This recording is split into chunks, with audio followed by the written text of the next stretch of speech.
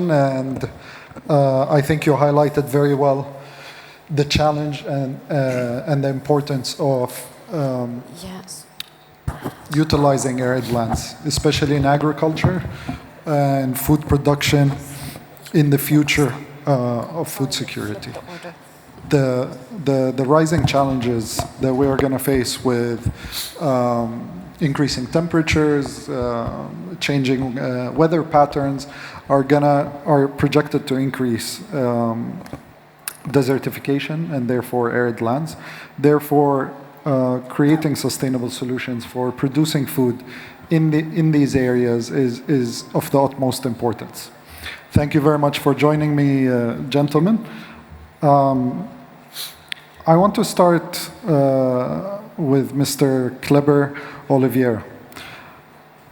Sir, in your experience, what initiatives or programs have been proven effective in your country, and whether initiatives or technology that you might wish to share with this audience here?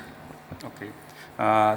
Thank you. So, Brazil, as you know, it's a quite big country. It's quite similar, a continental area.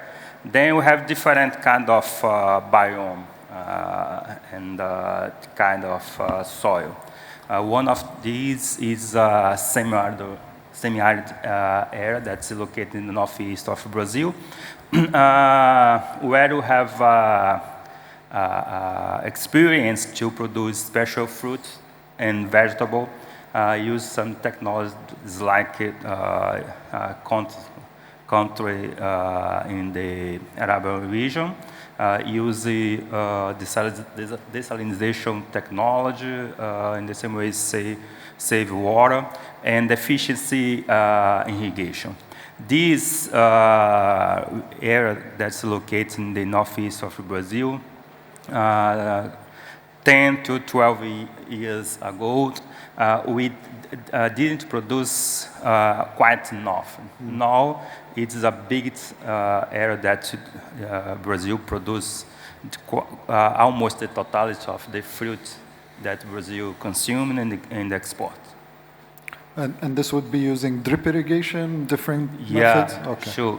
We use a lot of drip irrigation, technology to save water, and we use a lot the techniques that increase the organic material in the soil, especially use cover with tropical grass. Some grass like brachiaria grass is a typical African grass, and a grass called Panicum maximus, that this kind of grass is very efficient to put and to enhance the organic material in the soil. I think the topic of regenerative agriculture or ideas of building soil have been gaining a lot of traction recently. When it comes to your experience, do you think that these methods should be certified, standardized, or should every region be trying to find its own solution to get the result? So if our intention is to increase soil organic matter, can we have a standardized protocol globally, or? Sure. Yeah. Sure, absolutely. Nowadays, we have some kind of good bread press to produce, for example, integrate fruit together livestock. And we have some kind of protocol that might be certification, even by international certification like halal certification, European certification like European Global Gap certification, and the same way certification to save and to remove greenhouse gas to produce livestock and fruit too. Dr. Shamal, thank you for joining us. And a different perspective when it comes to the UAE, are there any technologies or methods that you wish to highlight that you find have been successful in arid climate agriculture? Sure, thank you. Well, I think when it comes to the arid region or a desert sort of environment, if you like, I think the interesting for us is the way the world is moving into a more high temperature, less rain, and more extreme environment, extreme events when it comes to the weather. That's why innovation and solutions in Arid region or in the UAE for us is very important. So when it comes to the challenges, which is obvious to the audience, you mentioned soil. The soil quality is very poor. You have lack of fresh water, you have a high temperature and a very harsh environment. So that's why some of this concept and approach when it comes to the best practice and building your soil quality is going to be really important. When it comes to technology, I think there are obvious solutions when many of us is trying drip irrigation, precision in agriculture, making sure you utilizing your resources more efficiently and effectively. These are all something has been tried and tested in the last few years and decades. But I think what is important for me, technology is one part of the solution. What is important is the knowledge and the capacity, and the implementation is even more important. So that's why building the capacity within the farming community to utilize those technology in a more effective way is going to be very, very crucial.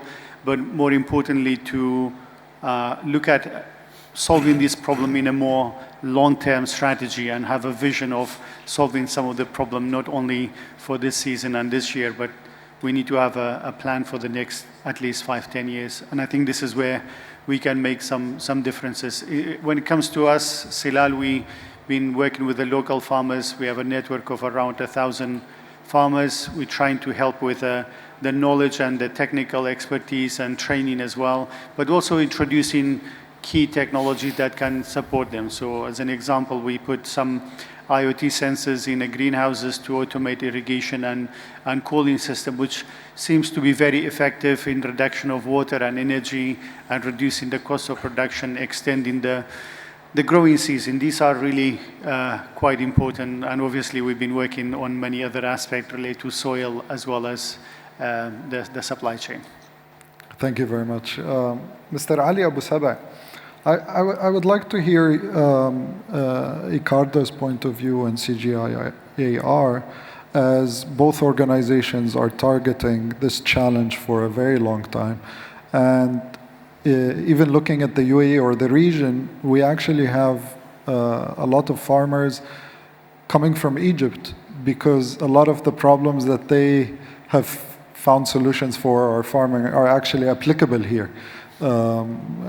Egypt has been farming in arid lands for a long time. Are there any initiatives or technologies that you would like to highlight that you are excited about? Well, thank you so much for the question. Deserts and dry lands in general have existed for a long time. For me, the challenge that we are seeing more recently is that this part of the world is warming at twice the average of global warming. So we are seeing more extreme events. The water scarcity, which was already there, is even becoming more scarce, and the soils are becoming more degraded. Even the deserts, as we know them right now, are expanding towards the north, towards the south, east, and west. So, science have always offered good solutions in terms of genetic resources, germplasm, technologies on water savings, better agronomy, and more recently, digital tools. All of these things are making things, are giving us the tools to be able to cope with the present. But I think looking into the future, it would be quite critical that we draw on the wealth of genetic resources that exists within the CGIAR. We had an excellent presentation this morning by Dr. Stefan from Crop Trust. But when you look at the collection that exists currently, there is almost 1 million different species across all the key crops that we consume. But even then, when you look more broadly, God has created almost 400,000 different species. We know a little bit more information about almost 30,000, but effectively, humans today are consuming no more than 150. And as has been mentioned earlier on, only 3 crops dominate the entire global trade, that is rice, wheat, and maize. Now, going into the future, you and I were discussing, early on today, we really need to get ourselves accustomed to eat what we can grow, not on insisting on growing what we love to eat. Of course, it's a good luxury to be able to do that. So if I zoom in on the UAE in particular, I think UAE offers very unique environment where you can develop, test, evaluate, and adapt the technologies that will not only help the UAE, but it will benefit the rest of the world more broadly. We were discussing yesterday, I had an excellent visit to Silal to see some of the great work they're doing on the ground. Huge capacity in terms of research infrastructure, examples, leading innovations. But as he said, it really needs to get into the farmer hands. And, the kind of initiatives we're seeing here in the UAE, we've heard some about the joint investments with the Gates Foundation and the UAE, making huge investments in enabling the CGIAR to do and bring in innovations from across the globe into the UAE, where they could be adapted and adjusted, and then from there moved to the rest of the world. Let me stop here to give others a chance to speak, but I'm happy to come in at a later time to give specific examples. Thank you. Thank you. I think, Dr. Ismail, if you can also join us and give us your point of view on the topic of finding. So we heard some comments that innovation alone is not going to be the solution. We have to look at nature. We have to look at the biodiversity we have. We have to change our consumption habits. So trying to have the same luxury we have today, the same convenience we have today, the same crops, and finding solutions for them maybe is not the way. But in reality, as somebody in the industry, I think we see a lot of investments, a lot of money flow always following the economic benefit. When are we going to be more aware? Are we going to reach a point where these crops are going to be just unavailable or too expensive and then we switch? Or is there a way to nudge in the right direction? We don't have Sorry other for option. Yes, We don't have other option, either to pass or to die. So, exactly.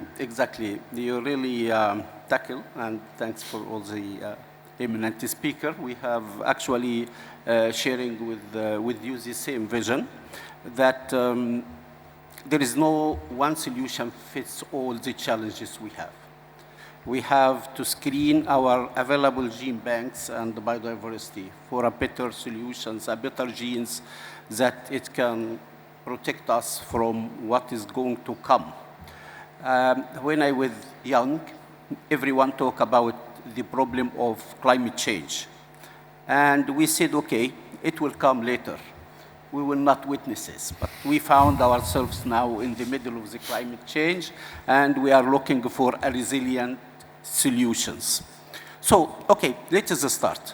So the start should be a complete and a comprehensive cooperation, and I think we are also happy that in IOFS, Islamic Organization for Food Security, which 41 member countries, and in OIC, 57 member countries, we are also sharing the global challenges for this issue.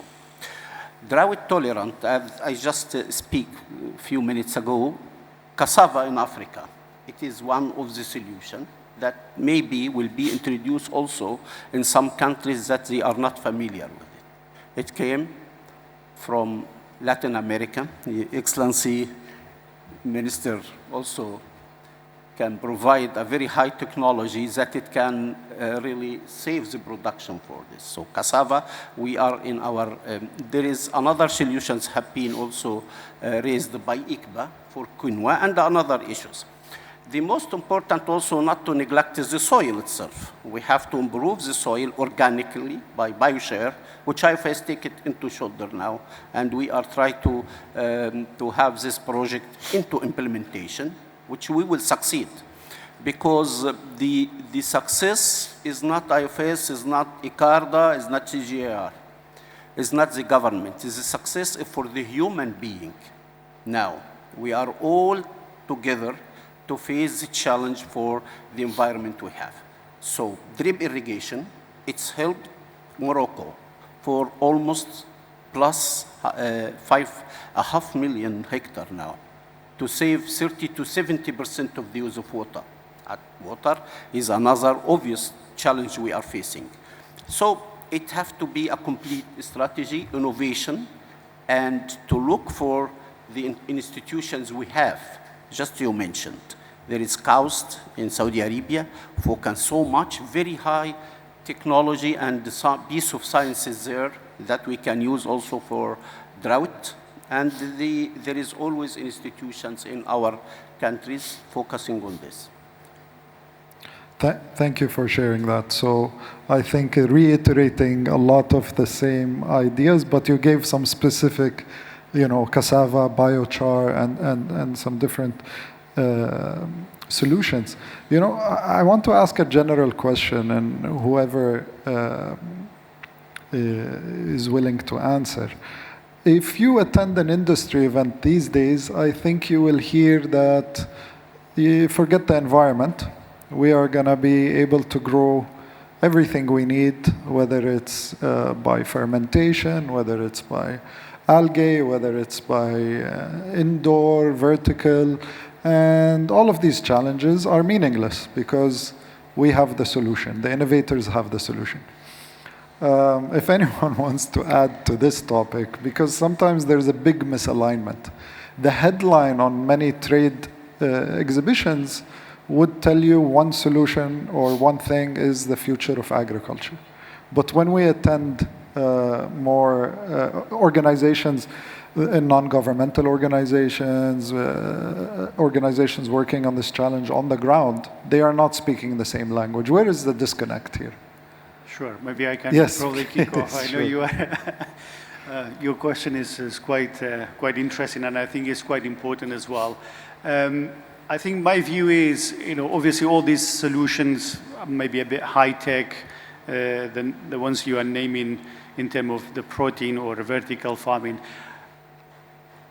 Definitely there is a space for every solutions to play a role in the global food security aspect. However, the challenge for some of them is the scalability. And when we're talking about sustainability, and we're probably hearing a lot about these technologies or these solutions that are quite sustainable, reducing water by 90%, but the water is not only input in agriculture or in a food production in general. So you need to look at the whole system and assess it.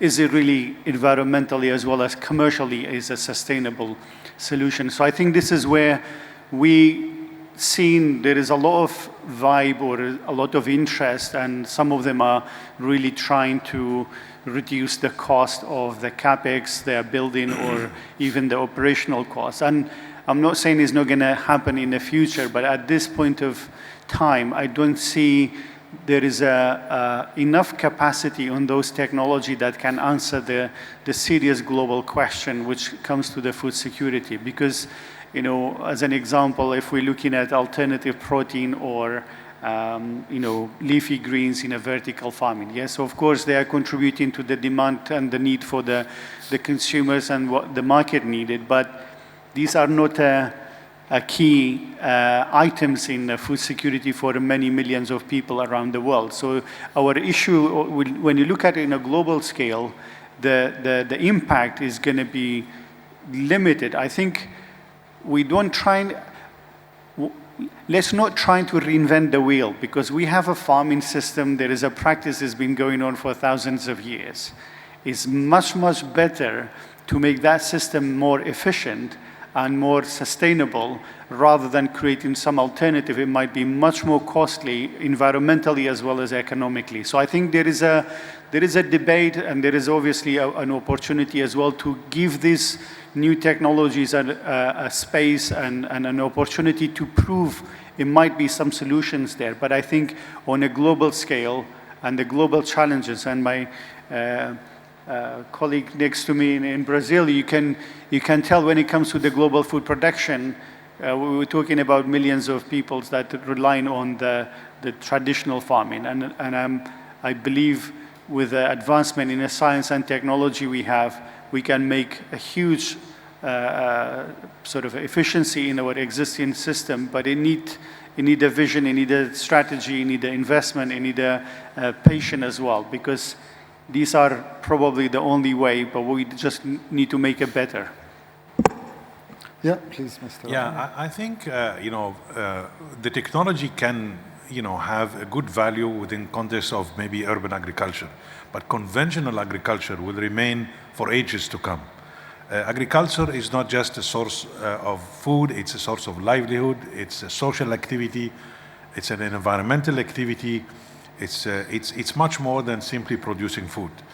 And I think it's important to recognize all of these elements and then see how can you deploy this agriculture in a constructive way. Agriculture has a very important role to play in carbon sequestration. So you need it. You need it at that level of scale and the way it's being practiced globally so that you are able to really, reap the best out of it. And I think it's important here, and let me just put in my science hat, research for development and innovations have to be at the center of farming going into the future. Technologies and solutions that are available today within the context of research laboratories and research farms can have huge potential in improving the overall efficiency of the system and reduce the pressures on the natural resource. I think the greatest challenge is to make sure that these technologies are put into farmer hands, are deployed at scale, that government policies and private sector engagement is done in a way that maximizes the total throughput out of these opportunities in a sustainable way and in a way that means some of the good stuff you want to maintain and not go too much, artificial way too soon. It will eventually come, but let's not rush it. Mr. Cleber? Yes, I'd like to share my point of view. I agree that, of course, we need to enhance the innovation and new solution. But sometimes it's necessary to recover a simple technique, simple solution, like the Brazilian experience, that difference that many people think. In Brazil, in average, our soil is not so good. Almost the soil in Brazil, it's poor soil, it's very land and very, very, very acid. How we do to face this problem? Use some simple practice, like use a lot of grass to increase the organic material, do the correction of the acid aspect, use limestone that is so cheap and so easy, and develop the tropical system, adapt some crops, some vegetables, some fruits, and some livestock production system. Why I'd like to share this point of view? Because to face the food insecurity in the world, we need to enhance the food production in tropical area, like in Africa, that now we have more, some hundreds of millions of hectares to produce food. Yes. I think also to add that, just to give some context of the UAE food security, here, a lot of the decision makers, I think there's an opportunity for the UAE. There's the will and there's the drive, and it's not already a huge agriculture production nation with tens, hundreds of millions of people relying on it. The UAE is still a test bed for so much different technologies, and I think the impact, hopefully, of all this research and development here is going to be outsized, as in once there's successful solutions that they can be exported or successful methods. So on that note, I don't know if you saw they're serving camel burgers outside, and this brings me, to the point that you have brought up. Should we be growing what the consumer is demanding and has been demanding, or should we try and sell what we can produce? The UAE has date palms, has camels, has fisheries that they can develop further. But the challenge is always that people in the industry tell us that the supply chain is not, the processing is not there. And I think there's some experience with Dr. Shamal with quinoa, introducing quinoa into the UAE. Can you expand a bit more on that journey? What are the challenges you're finding to replace our rice? And here in the region, we are suffering from diabetes and different ailments, nutrition ailments, and rice requires a lot of water. So quinoa is an alternative, but tell us about the challenge. No, absolutely. I think when it comes to the consumer, obviously UAE is quite a special in terms of the diversity of the population here as well. So I think in that scenario, you have a sort of a demand for all type of food in the market. However, what we're trying to do with the quinoa project, we trialed 2 new varieties developed by our collaborator, ICBA. We tested last year. It was actually quite a good result despite the flood. You don't use this sort of problems in the UAE, but we had a flood last year. But we are scaling up this year as well. We're trying to develop a supply chain itself. We're training farmers. We're looking at an alternative of protein. And that's why we're also looking at some other millet crops to do trials. And we're working with our partners from CGIAR and the rest of the industries to understand what sort of alternative are there? If we cannot able to grow wheat, for example, you mentioned, do we need to eat what we grow in? But if we cannot grow wheat, is there any other alternatives that we can learn from other industries and other sectors? And I think the way we are operating, working with Food Innovation Hub with Yazen and with the CGIAR and our partners in Tamkeen, we launched a food tech challenge, which currently actually the submission is still open if anyone's are interested, is actually bringing this kind of technology. It's not only IoT sensors and artificial intelligence and machine learning. It's a new seed, it's a new variety, it's a diversification of crop. And if we have a limited growing season in a country like UAE, how I can utilize that 5-6 months I have to extract value in a more sustainable way and supporting the food security and the food availability in the market. And our ambition is basically looking at the different options. Can we develop a supply chain of quinoa? Can we utilize millet for creating, noodles, for example, which is a huge demand?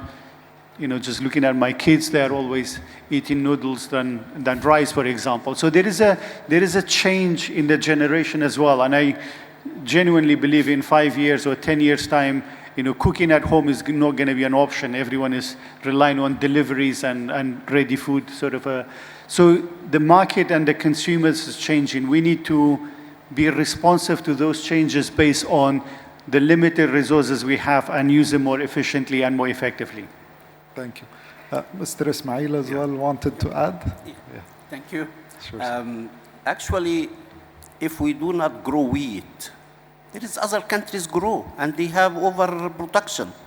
So we don't have to be worried because just all what we have to do is to make the supply chain more easy, more convenient, and to be less costly. So the wheat will come for the bread and for the plate of everyone affordable. This is an issue. We have to, agriculture is business. When our granddads working in agriculture fields, they were doing for business because they kept 1/3 for their food, 1/3 for the next year cultivation, which is not exist anymore, and 1/3 is to sell.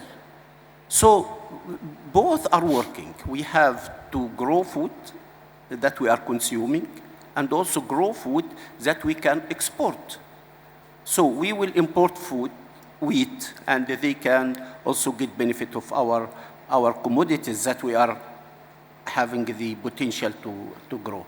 So it will be balanced, and we will not have any block in the agricultural supply chain, hopefully. Mr. Ali, you wanted to? Yeah, I just wanted to share very quickly experience of Egypt. Is a country challenged with producing enough wheat. They import 20 million tons. They produce half, about 10 million, they import 10. So we've been working with them to help them introduce barley into the marginal lands, not compete with the existing wheat plantations, and then use up to 20% of the mix of producing baladi bread, but coming from the wheat flour. So you have 20% barley flour and 80% wheat flour. This reduces the pressure on the foreign currency, the imports, improves the overall state of food security. Now, an example, and much healthier as well. And their shelf life would go from 1 day to 3 days. Minister will have to produce 750 million loaf of bread every day. You can imagine the complexity. So in the future, we have to engage everybody along the value chain.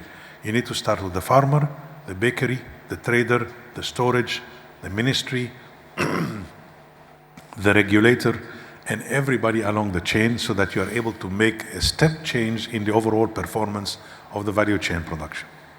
Thank you. Thank you very much. I think they are giving me the time's up. Do we have time for a question? No questions? No questions. Okay. If you can give us just one final, so we mentioned cassava, we mentioned biochar, maybe we could have talked about insects, alternative proteins, so much exciting things, maybe fungus. Is there any one item that you are excited to support and for you, sir? Okay. Any one item you think is very important, you want to champion? Okay, I think the one very important item is transfer to technology. If you look for the world, in different continents, different countries, we have a lot of solutions, have a lot of technology, from the simple technology like use limestone to collect the acid soil to cultivate milling. But you need to do a lot of transfer technology. And for it, it's necessary to have investment from public sector in the same way from the private sector. It's my main message. Thank you, sir. Dr. Shamal.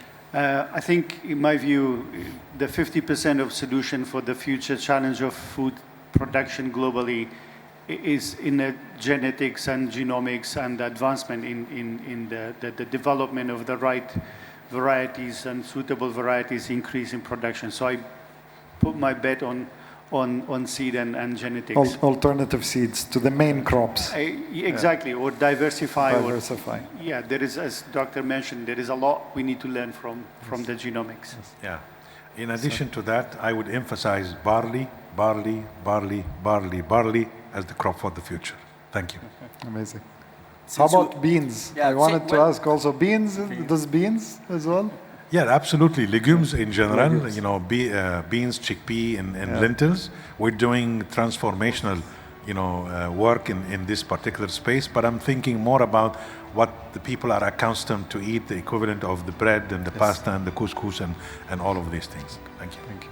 In one word, because I know that the time is killing also, that imagine that we are talking today, after all this advanced technology about we need food security. And the only word and the advice, if I have experience to share, is to be together and to be in a partnership that positive and help and target only the people in the field. Thank you so much. Thank you, gentlemen. Thank you for your time today. Thank you.